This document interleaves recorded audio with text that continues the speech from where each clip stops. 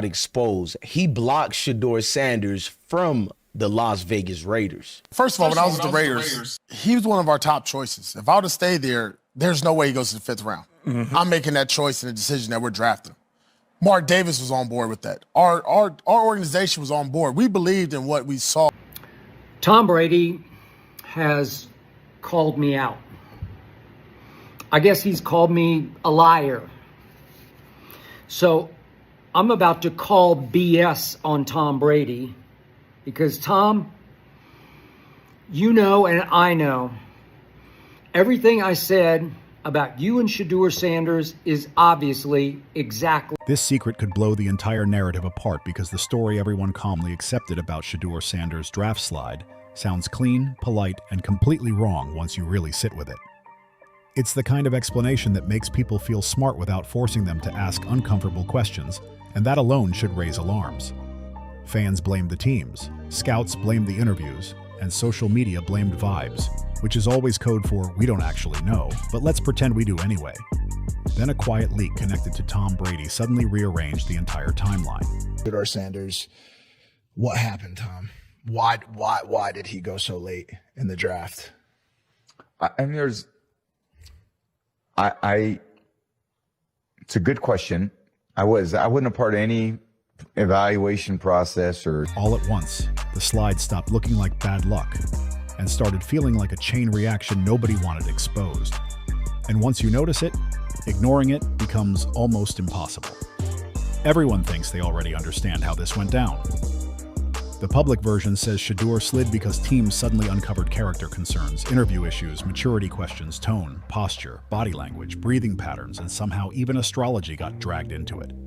That version feels safe because it wraps everything up neatly. One prospect, one flaw, one consequence. Clean story. Move on. The Skip Bayless show, and I tweeted several times that Tom Brady obviously played a role in the Raiders passing on Shedeur Sanders 7 times in the draft before finally Cleveland took him, as you know, early in the 5th round. 7 times the Raiders passed on Shedeur Sanders.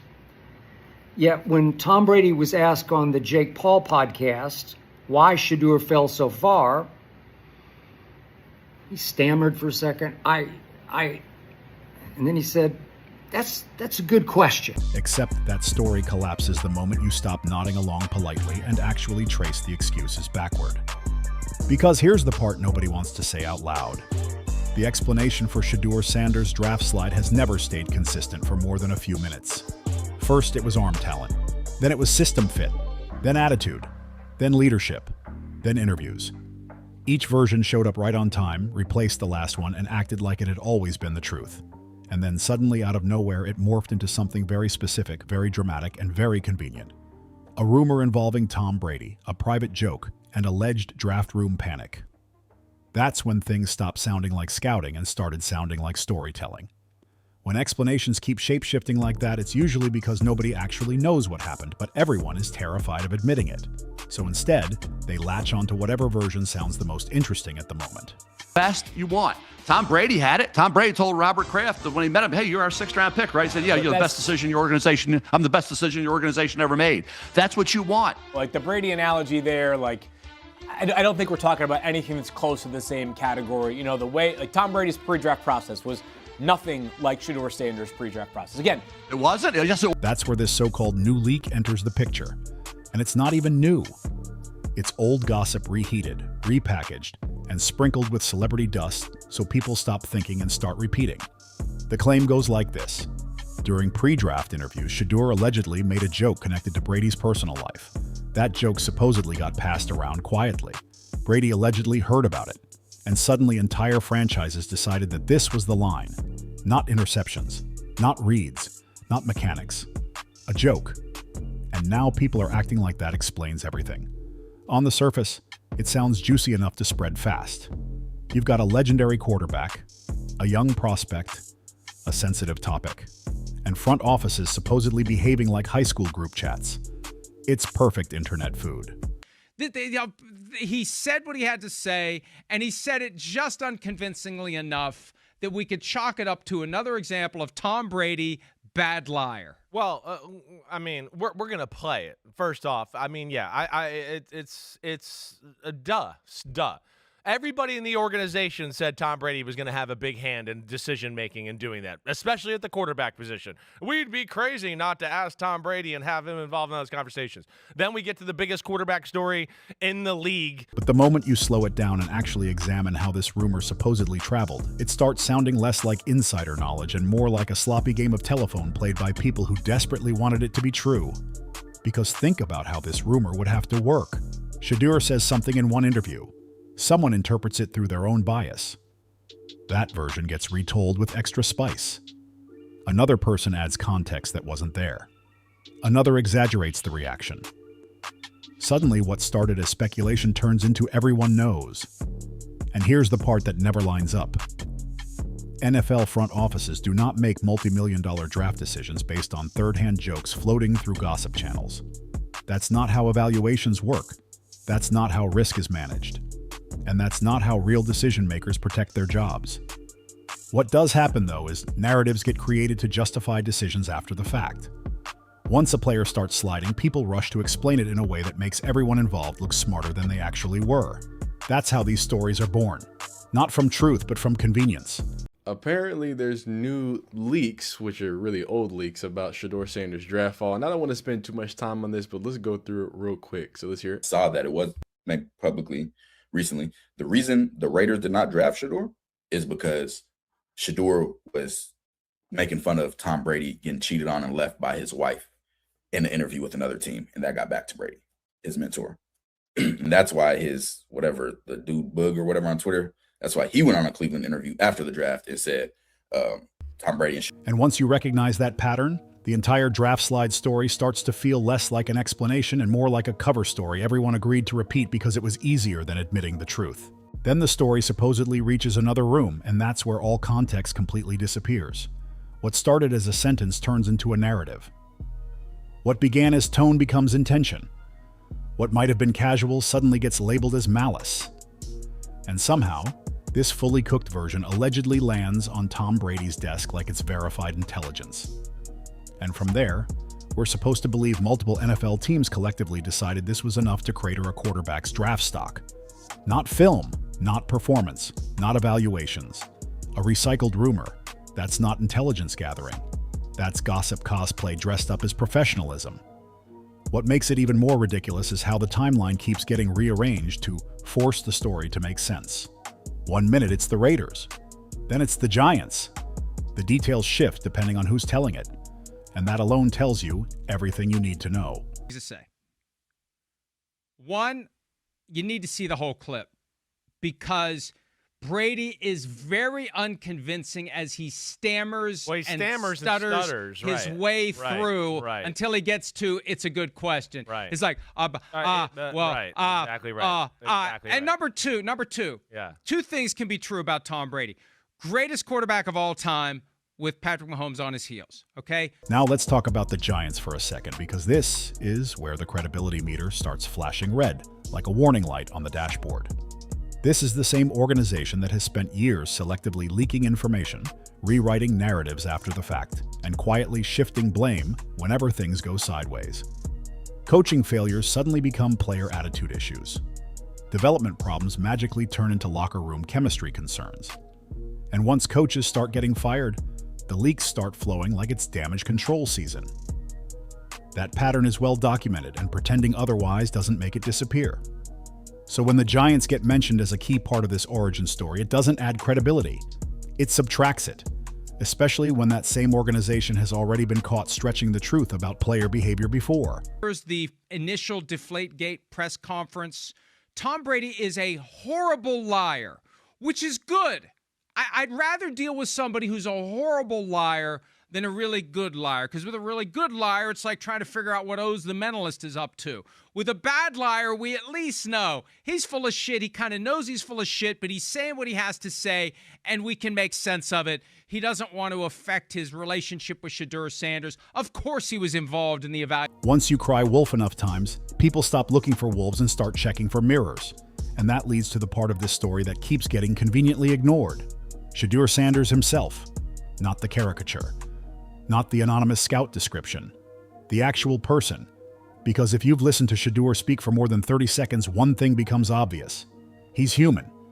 And in a league that prefers quarterbacks to talk like instruction manuals and press release templates, that alone makes people uncomfortable.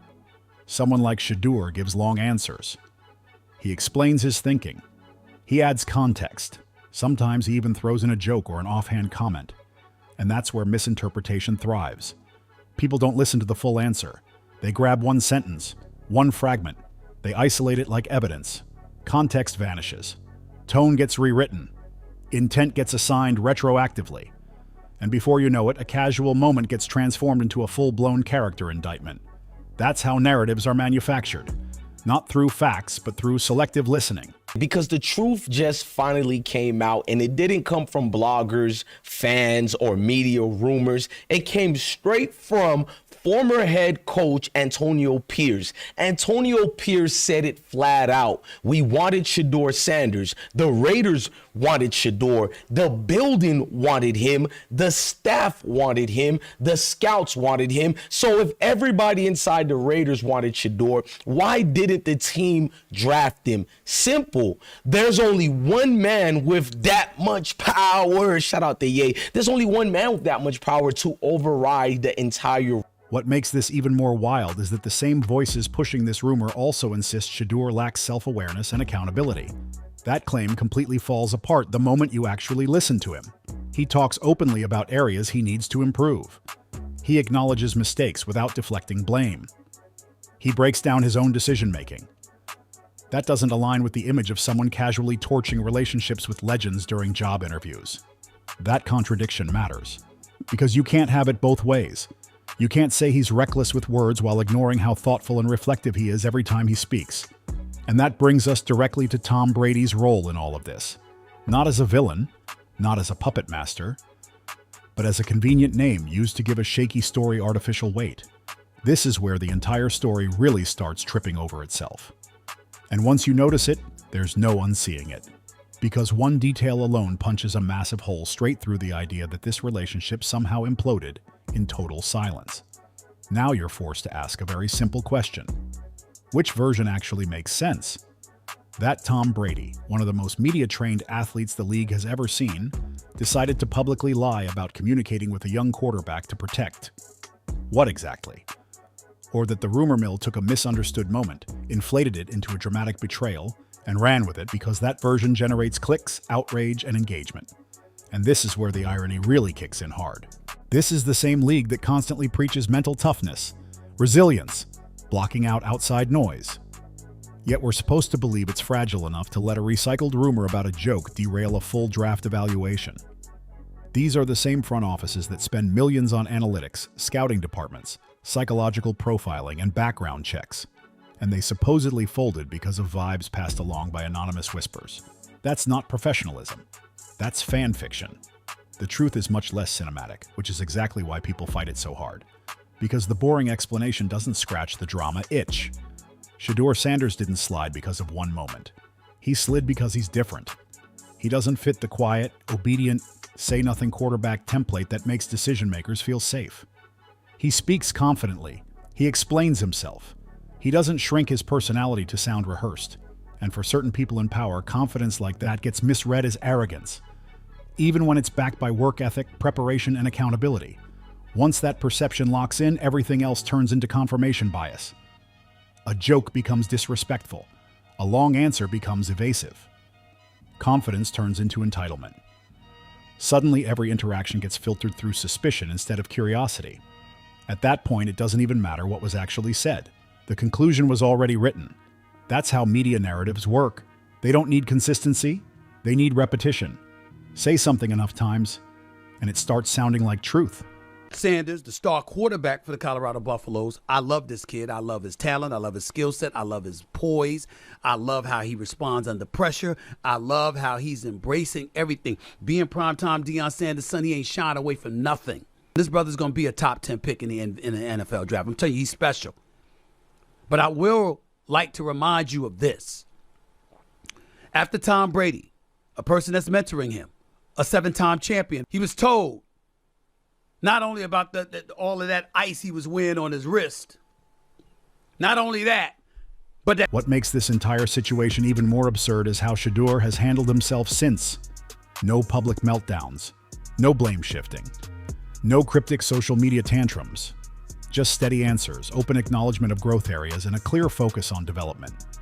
That behavior doesn't match the image of someone who supposedly sabotaged himself in draft rooms. It doesn't align with the idea of a player reckless enough to torch relationships with legends. It fits the image of someone who understands the long game. And yet the narrative refuses to die. Because it's easier to believe in a dramatic downfall than a complicated evaluation process. It's easier to point to a joke than to admit teams may have misread a player.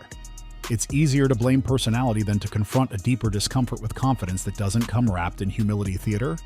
So when people ask whether this leak explains everything, the real answer is simple. It explains almost nothing. What it actually exposes is how quickly stories get weaponized. It shows how fast anonymous sourcing can overpower observable behavior. And it reveals how badly people want a villain, even when the evidence refuses to cooperate. This was never really about Tom Brady. It wasn't about one interview, and it definitely wasn't about a single sentence. People will pretend they never bought into it. They'll swear the signs were always obvious. They'll praise the resilience. They'll applaud the growth. And nobody will admit they once believed a quarterback's draft slide was caused by a misunderstood joke passed around like gossip at a family reunion. That's how these stories always end. Not with accountability. His good friend Spytek, who also was an executive with the Bucs when Tom won the Super Bowl down in Tampa, that GM of the Raiders wouldn't ask him as a Raiders owner one thing about Shedeur? Yeah, right, Tom. And you didn't fumble on that tuck rule play and maybe cost Al Davis a Super Bowl. Come on, man. Nobody knew more about Shedeur than you did, Tom. That's tangibly and intangibly. I mean, you spent so much time around. But with amnesia. They'll rewrite their own reactions in real time. They'll say, it was never about character, even though that's exactly what dominated the conversation. And that selective memory is already kicking in hard. Because the moment Shedeur Sanders steps on the field and looks comfortable, the narrative magically flips. Overnight, the talk shifts from character flaws to competitive fire. The same traits that were once framed as red flags suddenly get rebranded as leadership. The confidence that supposedly scared teams turns into poise. The long answers once labeled evasive suddenly become thoughtful. It's amazing how fast narratives evolve when reality refuses to cooperate. What nobody wants to revisit is how quickly front offices fall in love with certainty, even when that certainty is built on absolutely nothing. Draft rooms hate ambiguity. And Shedeur represents ambiguity in the worst possible way for risk-averse decision makers. He doesn't fit neatly into a predefined box. He speaks freely. He explains his thinking. He doesn't water himself down to sound robotic. And for some evaluators, that discomfort gets mislabeled as a problem. That's where the Tom Brady angle became useful. Attaching a legend to the rumor gives it instant weight without requiring proof. It transforms vague unease into a moral lesson. Suddenly, it's no longer about fit, projection, or development. It becomes about respect. And once respect enters the conversation, nuance exits immediately. Nobody asks follow-up questions. Nobody checks timelines. Nobody slows the story down. On Jake Paul's podcast, blasted me for saying he obviously told Raiders GM John Spytek not to draft Shedeur. That's my opinion. That's my take. And I know I'm right.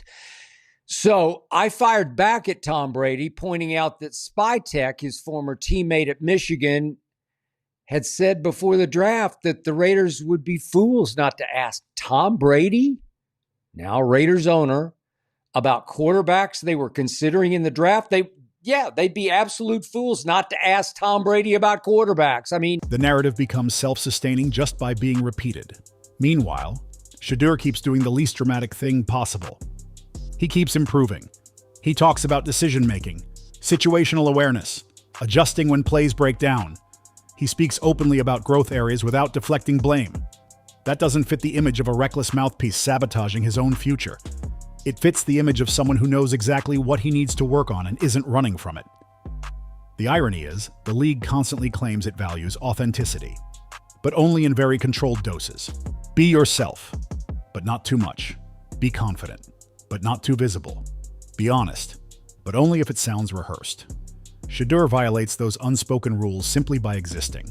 And once you do that, every word gets magnified. Every action gets misread. Every rumor gets amplified. That's how legends, whispers, and anonymous sourcing end up overshadowing actual behavior. Not because they're accurate, but because they're convenient. And that's the real takeaway here. This entire saga says far more about the league's comfort zones than it does about Shedeur Sanders' character. The draft slide wasn't a punishment for a joke. It was a reflection of fear, misinterpretation, and a system that still struggles with players who don't fit perfectly into its preferred mold.